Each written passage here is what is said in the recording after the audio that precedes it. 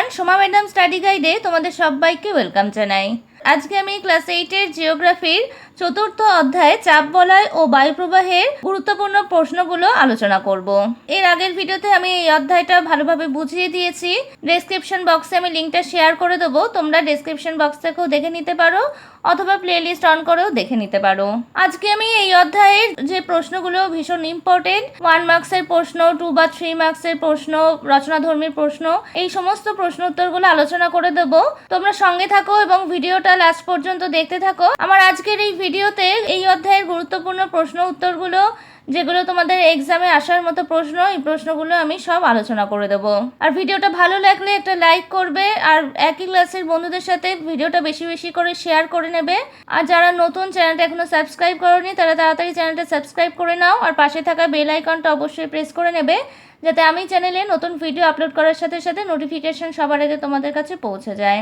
তাহলে চলো আজকে আমি এই অধ্যায়ের গুরুত্বপূর্ণ প্রশ্ন উত্তরগুলো আলোচনা করে দিচ্ছি। তাহলে 1 মার্কসের প্রশ্ন থেকে আমি শুরু করছি। প্রথম প্রশ্নটা দেখো, সঠিক উত্তরটি নির্বাচন করো। এই প্রশ্নের মান কিন্তু 1 নম্বর করে থাকবে। এই ধরনের প্রশ্ন তোমাদের পরীক্ষায় আসে। 1 নম্বর দেখো, পশ্চিমা বায়ুর প্রভাবে অস্ট্রেলিয়ায় প্রেরি, পম্পাস, ডাউন্স তৃণভূমি সৃষ্টি হয়েছে। সঠিক উত্তরটা হবে ডাউন্স। 2 নম্বর দেখো, বায়ুর চাপ নির্ণায়ক যন্ত্রের নাম অ্যানিমোমিটার, ব্যারোমিটার, হাইগ্রোমিটার। সঠিক উত্তরটা হবে ব্যারোমিটার। 3 নম্বর দেখো, পৃথিবীর বৃহৎ মরুভূমিগুলি আয়ন পশ্চিমা মেরু বায়ুর প্রবাহ পথের সৃষ্টি হয়েছে। সঠিক উত্তরটা হবে আয়ন বায়ু। নেক্সট প্রশ্ন দেখো, সমুদ্র বায়ু সকালবেলা, দুপুরবেলা, বিকেলবেলা দ্রুত প্রবাহিত হয়। সঠিক উত্তরটা হবে বিকেলবেলা। 5 নম্বর প্রশ্ন দেখো, অ্যানাবেটিক বায়ু ঊর্ধ্বগামী, নিম্নগামী, অনুভূমিক বায়ু প্রবাহ। সঠিক উত্তরটা হবে ঊর্ধ্বগামী।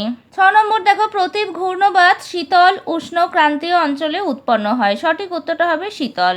পরের প্রশ্ন দেখো, টাইফুন একটি নিয়ত আকস্মিক মৌসুমী বায়ু। সঠিক উত্তরটা হবে আকস্মিক বায়ু। 8 নম্বর প্রশ্ন দেখো, মৌসুমী বায়ু স্থানীয়, সাময়িক, নিয়ত বায়ুর শ্রেণীবিভাগ। সঠিক উত্তরটা হবে সাময়িক বায়ু। পরের প্রশ্ন দেখো, 2009, 2011, 2013 সালের ঘূর্ণবাত আয়লা। সঠিক উত্তরটা হবে 2009।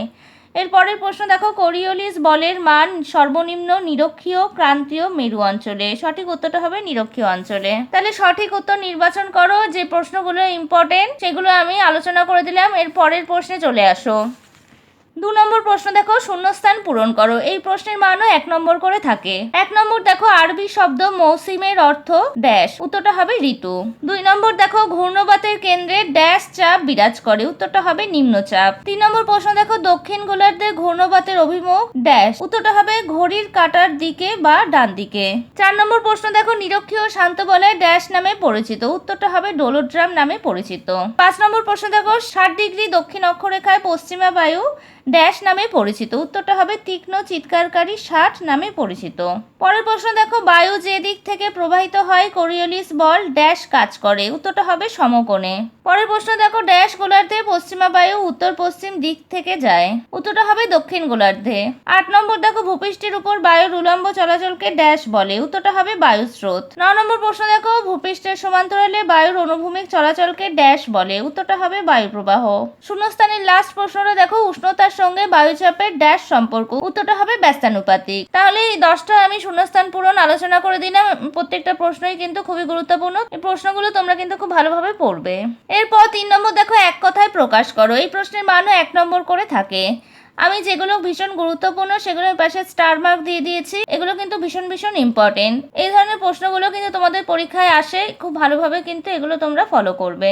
1 নম্বর দেখো, ITCZ এর পুরো নাম কি? উত্তরটা হবে ইন্টারট্রপিক্যাল কনভার্জেন্স জোন। 2 নম্বর দেখো, আয়ন বায়ুর অপর নাম কি? এটাও কিন্তু পাশে স্টার দেওয়া রয়েছে। এটাও খুব গুরুত্বপূর্ণ প্রশ্ন। উত্তরটা হবে বাণিজ্য বায়ু। 3 নম্বর দেখো, বায়ুর গতিবেগ কোন যন্ত্রের মাধ্যমে পরিমাপ করা হয়? উত্তরটা হবে অ্যানিমোমিটার। 4 নম্বর দেখো, ভূপৃষ্ঠের উপর মোট কয়টি চাপ বলয় আছে? উত্তরটা হবে 7টি। এরপর 5 নম্বর প্রশ্ন দেখো, কোন বায়ুকে ক্রান্তীয় পূবালী বায়ু বলে?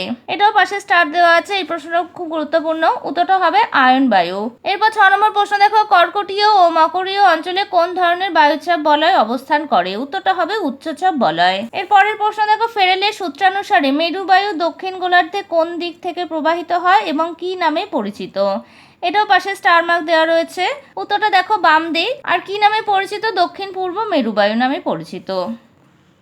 পরের প্রশ্ন দেখো, আমাদের রাজ্যে গরমকালে বিকেলের দিকে যে ঝড় হয় তার নাম কি? এই প্রশ্নটাও কিন্তু খুব গুরুত্বপূর্ণ প্রশ্ন। উত্তরটা হবে কালবৈশাখী। এর পরের প্রশ্ন দেখো, 22 ব্যালট সূত্রানুসারে উত্তর গোলার্ধে বায়ুপ্রবাহের ডান দিকে কি ধরনের চাপ দেখা যায়? উত্তরটা হবে উচ্চচাপ। পরের প্রশ্ন দেখো, উত্তরে হাওয়া কোন ঋতুতে বয়? উত্তরটা হবে শীত ঋতুতে। এর পরের প্রশ্ন দেখো, যে বলের জন্য বায়ুর দিক বিক্ষেপ ঘটে তাকে কি বলে? উত্তরটা হবে কোরিওলিস বল। এর পরের প্রশ্ন দেখো, গর্জনশীল 40 কোন অক্ষরেখা বরাবর প্রবাহিত হয়? এটাও কিন্তু খুব গুরুত্বপূর্ণ প্রশ্ন, পাশে স্টার মার্ক দেওয়া আছে। উত্তরটা হবে 40 ডিগ্রি দক্ষিণ অক্ষাংশে। তাহলে 1 মার্কসের আমি অতি সংক্ষিপ্ত প্রশ্ন উত্তরগুলো আলোচনা করে দিলাম। এই প্রশ্নগুলো তোমরা কিন্তু খুব ভালোভাবে পড়বে। এর পরের প্রশ্নে চলে আসো। দেখো 4 নম্বর প্রশ্ন কি আছে, অতি সংক্ষিপ্ত প্রশ্ন উত্তর। এই প্রশ্নের মান 2 বা 3 মার্কস করে থাকবে। 1 নম্বর প্রশ্ন দেখো, আয়ন বায়ুকে বাণিজ্য বায়ু বলা হয় কেন? উত্তরটা দেখো, ক্রান্তীয় উচ্চচাপ বলয় থেকে নিরক্ষীয় নিম্নচাপ বলয়ের দিকে উভয় গোলার্ধের 5 ডিগ্রি থেকে 25 ডিগ্রি অক্ষাংশের মধ্যে সারা বছর নিয়মিতভাবে নির্দিষ্ট পথে নির্দিষ্ট গতিতে একই দিকে আয়ন বায়ু প্রবাহিত হয়। প্রাচীনকালে এই বায়ু প্রবাহের পথ ধরে নাবিকরা পালতোলা জাহাজে করে বাণিজ্য করত, তাই এই বায়ুকে বাণিজ্য বায়ু বলে। 2 নম্বর দেখো, মৌসুমী বায়ুকে সাময়িক বায়ু বলার কারণ কি? উত্তরটা দেখো, সারা বছর প্রবাহিত না হয়ে বছরের বা দিনের একটি নির্দিষ্ট সময়ে নির্দিষ্ট দিকে যে বায়ু প্রবাহিত হয় তাকে সাময়িক বায়ু প্রবাহ বলে।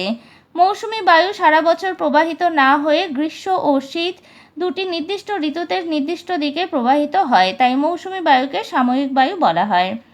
তাহলে সাময়িক বায়ু প্রবাহ কাকে বলে? এখান থেকে তোমরা উত্তরটা লিখে নিতে পারো। 3 নম্বর প্রশ্ন দেখো, কোরিওলিস বল কাকে বলে? উত্তরটা দেখো, আবর্তন গতির কারণে পৃথিবীর যে কোনো গতিশীল বস্তুর বায়ু প্রবাহ বায়ুস্রোত ওপর এক ধরনের বল কাজ করে, যা বস্তুগুলির দিক বিক্ষেপ ঘটায়। এই বলকে কোরিওলিস বল বলে। তাহলে এই প্রশ্নটাও কিন্তু গুরুত্বপূর্ণ একটা প্রশ্ন। এরপরের প্রশ্নটা দেখো, আইটিসিজেড বা আন্তঃক্রান্তীয় অভিসরণ অঞ্চল বলতে কি বোঝো? এটাও কিন্তু খুব গুরুত্বপূর্ণ একটা প্রশ্ন। উত্তরটা দেখো, কর্কটীয় ও মকরীয় উচ্চচাপ বলয় থেকে যথাক্রমে উত্তর পূর্ব আয়ন বায়ু ও দক্ষিণ পূর্ব আয়ন বায়ু সারা বছর নিয়মিতভাবে নিরক্ষীয় নিম্নচাপ বলয়ের দিকে প্রবাহিত হয়ে পরস্পর মিলিত হয়। এই দুই বায়ুর মিলন অঞ্চলকে আন্তঃক্রান্তীয় অভিসরণ অঞ্চল বা আইটিসিজেড বলা হয়।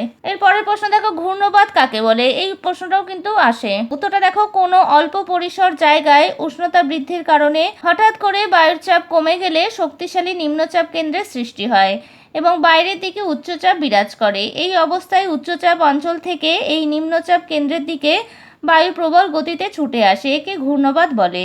এর পরের প্রশ্ন দেখো, পশ্চিমা বায়ুর প্রভাবে মহাদেশের পশ্চিমাংশে বেশি বৃষ্টি হয় কেন? উত্তরটা দেখো, উত্তর গোলার্ধের দক্ষিণ পশ্চিম পশ্চিমা বায়ু এবং দক্ষিণ গোলার্ধের উত্তর পশ্চিম পশ্চিমা বায়ু প্রবাহিত হওয়ার সময় সমুদ্রের ওপর দিয়ে জলীয় বাষ্প ধারণ করে এসে মহাদেশের পশ্চিমাংশ দিয়ে প্রবেশ করে, তাই এই দুই পশ্চিমা বায়ু মহাদেশের পশ্চিম ভাগে বেশি বৃষ্টিপাত ঘটায়। এরপরের প্রশ্ন দেখো, প্রতীপ ঘূর্ণবাত কাকে বলে? এটাও কিন্তু গুরুত্বপূর্ণ একটা প্রশ্ন।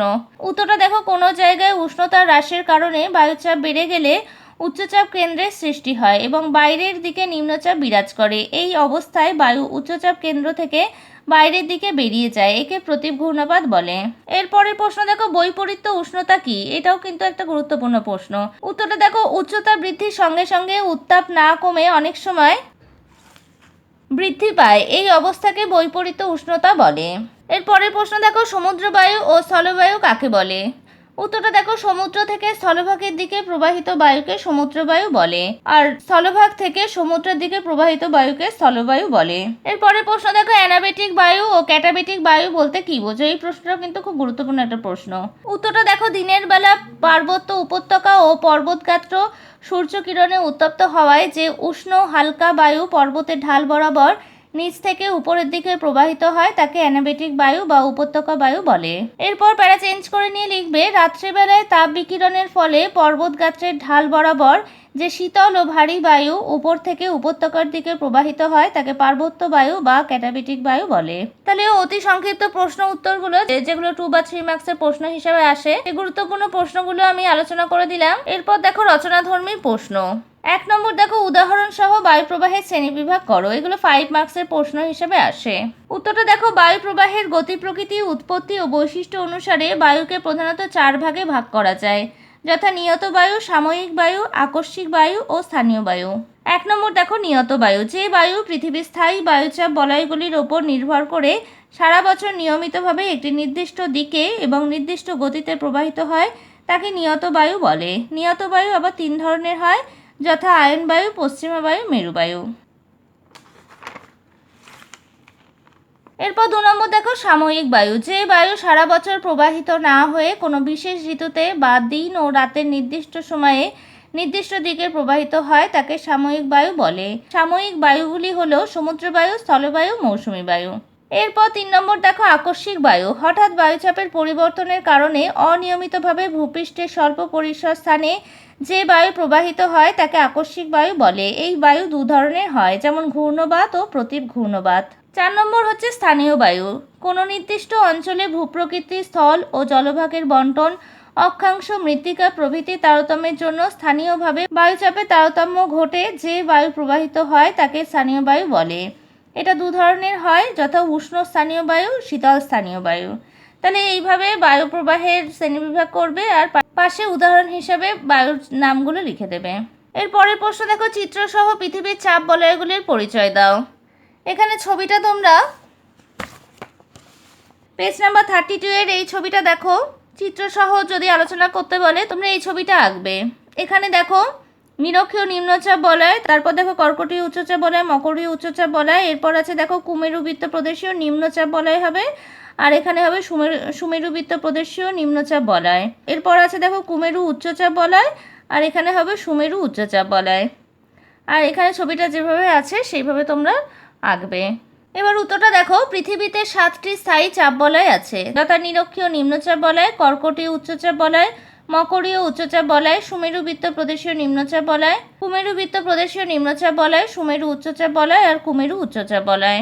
তাহলে 1 নম্বর দেখো নিরক্ষীয় নিম্নচাপ বলয়। প্রথমে হেডিং করবে অবস্থান। নিরক্ষরেখার দুপাশে 0 ডিগ্রি থেকে 5 ডিগ্রি অক্ষরেখা পর্যন্ত বিস্তৃত অঞ্চল হলো নিরক্ষীয় অঞ্চল। এই অঞ্চলে এই চাপ বলয়গুলি অবস্থান করছে। এরপর হেডিং করবে কারণ। সৃষ্টির কারণটা কি সেটা ব্যাখ্যা করতে হবে। 1 নম্বর পয়েন্টস দেখো, নিরক্ষীয় অঞ্চলে সারা বছর সূর্যরশ্মি লম্বভাবে পড়ে, ফলে এখানকার বায়ু সারা বছর উষ্ণ থাকে। 2 নম্বর দেখো, এই অঞ্চলে স্থলভাগের তুলনায় জলভাগ বেশি, উষ্ণ বায়ুর জলীয় বাষ্প ধারণ ক্ষমতা বেশি হয়। জলীয় বাষ্প হালকা বলে সহজেই তা উপরে উঠে প্রসারিত হয়, ফলে চাপ কম হয়। 3 নম্বর দেখো, পৃথিবীর আবর্তন গতির কারণে এই ঊর্ধ্বগামী বায়ু নিরক্ষরেখা থেকে উত্তর ও দক্ষিণ দিকে ছিটকে যায়, ফলে এই অঞ্চলে বায়ুর পরিমাণ কমে যায়।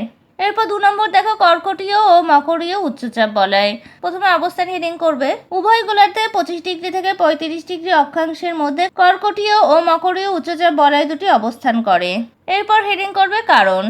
1 নম্বর পয়েন্টস দেখো, নিরক্ষীয় অঞ্চলের উত্তপ্ত বায়ু হালকা হয়ে উপরে উঠলে পৃথিবীর আবর্তন গতির প্রভাবে উত্তর ও দক্ষিণ দিকে ছিটকে যায় এবং ক্রমশ শীতল ও ভারী হয়ে এই বায়ু 2 ক্রান্তীয় অঞ্চলে নেমে আসে।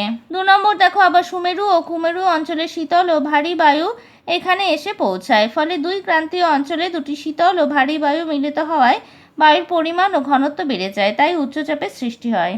এরপর 3 নম্বর হেডিং করবে সুমেরু ও কুমেরু বৃত্ত প্রদেশীয় নিম্নচাপ বলয়। প্রথমে একইভাবে হেডিং করে নেবে অবস্থান। উভয় গোলার্ধে 60 ডিগ্রি থেকে 70 ডিগ্রি অক্ষরেখার মধ্যে অবস্থিত। এরপর হেডিং করবে কারণ। 1 নম্বর দেখো, 2 গোলার্ধের মেরুবৃত্ত প্রদেশীয় অঞ্চলের উষ্ণতা মেরু অঞ্চলের তুলনায় বেশি, ফলে এই অঞ্চলের বায়ু হালকা হয়ে উপরে উঠে যায় ও প্রসারিত হয়। 2 নম্বর পয়েন্টস দেখো, পৃথিবীর আবর্তন বেগও এই অংশে 2 মেরুর তুলনায় বেশি হওয়ায় উপরে ওঠা বায়ু উত্তর ও দক্ষিণে বিক্ষিপ্ত হয়ে যায়, ফলে এখানে বায়ুর পরিমাণ বা ঘনত্ব কমে যায় এবং নিম্নচাপ বিরাজ করে। এরপর 4 নম্বর হেডিং করবে সুমেরু ও কুমেরু উচ্চচাপ বলয়। প্রথমে অবস্থান হেডিং করে নেবে। উভয় গোলার্ধের 80 ডিগ্রি অক্ষরেখা থেকে মেরুবিন্দু 90 ডিগ্রি পর্যন্ত সুমেরু ও কুমেরু দেশীয় উচ্চচাপ বলয় বিরাজ করছে। এরপর হেডিং করবে কারণ। 1 নম্বর পয়েন্টস দেখো, 2 মেরু প্রদেশ সারা বছর বরফে আবৃত থাকায় বায়ু খুব শীতল ও ভারী হয়। 2 হচ্ছে সূর্যকিরণ সারা বছর তির্যকভাবে পতিত হওয়ায় উষ্ণতার অভাবে বায়ুতে জলীয় বাষ্প থাকে না। এবং 3 নম্বর হচ্ছে সুমেরু ও কুমেরু বৃত্ত প্রদেশের ঊর্ধ্বগামী বায়ুর কিছু অংশ 2 মেরু অঞ্চলে নেমে আসে, ফলে এখানে উচ্চচাপ বলয় সৃষ্টি হয়েছে। তাহলে 7টা চাপ বলয় আমি এখানে আলোচনা করে দিলাম। এই ধরনের রচনাধর্মী প্রশ্ন তোমাদের পরীক্ষায় আসে। এগুলো তোমরা খুব ভালোভাবে পড়বে এবং প্রতিটা প্রশ্ন কিন্তু ভীষণই গুরুত্বপূর্ণ। তোমরা খুব ভালোভাবে ফলো করবে, তাহলে আশা করছি এক্সামে তোমরা অনেক প্রশ্নই কমন পেয়ে যাবে। আজকে তাহলে আমি এই অধ্যায়ের গুরুত্বপূর্ণ প্রশ্নগুলো আলোচনা করে দিলাম।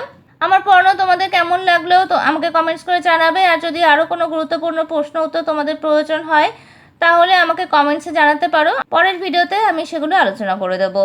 আমার পড়ানো ভালো লাগলে ভিডিওটা লাইক করবে আর একই ক্লাসের বন্ধুদের সাথে ভিডিওটা বেশি করে শেয়ার করে নেবে। আর আমার চ্যানেলে এখনও যারা নতুন, চ্যানেলটা সাবস্ক্রাইব করোনি তারা অবশ্যই চ্যানেলটা সাবস্ক্রাইব করে নাও আর পাশে থাকা বেল আইকনটা প্রেস করে নেবে, যাতে আমি চ্যানেলে নতুন ভিডিও আপলোড করার সাথে সাথে নোটিফিকেশন সবার আগে তোমাদের কাছে পৌঁছে যায়। আজকে আমি এখানেই শেষ করছি, পরে দেখা হবে নতুন আর একটা ভিডিওতে।